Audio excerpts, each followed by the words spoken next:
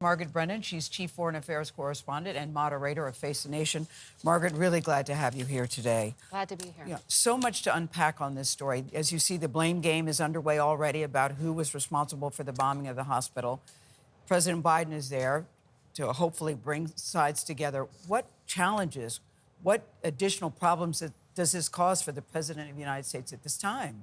Whatever the facts are, it's the perception that matters. And the perception in the streets of Jordan and Egypt and the West Bank is that the United States saying it stands by Israel without question means that it is allowing for continued civilian casualties, not just with that hospital bombing, but it is seen in the broader context of this bombardment that's been going on for 11 days now. And certainly it became politically untenable for the King of Jordan to host the President of the United States. And that's pretty extraordinary, given Israel and Jordan and Egypt, they have peace treaties. This is one of our closest allies in the Middle East.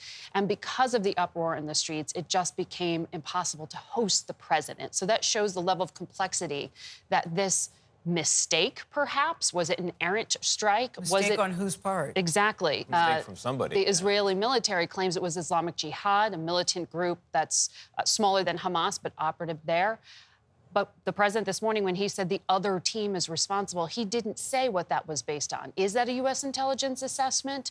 Is that accepting the Israeli military's version of events? And so... Could that escalate things? Yes, absolutely. And that is part of the concern here, is how do you win back the public? I mean, Holly's piece was just showing there the political problems that the Prime Minister of Israel has. His people want retribution for this horrific attack that happened. But as you're seeing with the president there, with the Secretary of State, with the Secretary of Defense, with all these lawmakers going, there are quiet questions being asked behind closed doors to the Israeli government saying, Prime Minister Netanyahu, what is your plan for what comes next? Yeah. Do you think it was necessary for President Biden to be there at this particular time? You know, I was, talking with officials last night saying, can you call it off yet? The plane's en route. They were stuck. It had already been announced. Even after the Arab Summit was called off because President Abbas had to return to the West Bank, there were protests against him. And then in Jordan and Egypt, you see these protests. Going to Israel, for some, will look like the United States is standing by, even if this is an open question of culpability. The very serious problems that were to be discussed at the Arab Summit involving humanitarian aid and access through Egypt, those remain. Are they being discussed on the sidelines? Is there any progress that can be made? Well, the president will be calling some of those leaders as well. He can't be seen standing beside them because of their own political issues. But, Secretary Blinken spent the better part of the last week shuttling around the Middle East and came back to Israel to press Prime Minister Netanyahu to get this agreement to allow in any aid, even though it's very restricted what is being allowed in, if any is allowed in at all.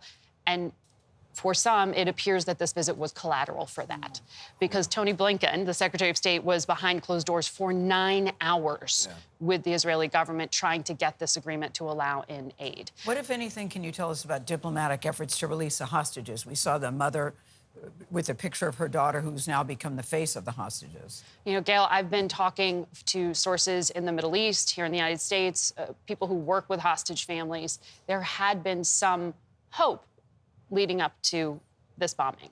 And this morning, I am told Hamas is signaling that it is not possible for them at this moment to go through with any kind of release. Now, that's if you believe that the diplomatic efforts to date actually were going to be successful. So this is really difficult. And it also imperils other diplomacy. Very complicated and very layered. Very. And I know you have been working around the clock, so thank you so much. You'll also be sticking around as we anticipate President Biden speaking. All right, Margaret, thank you.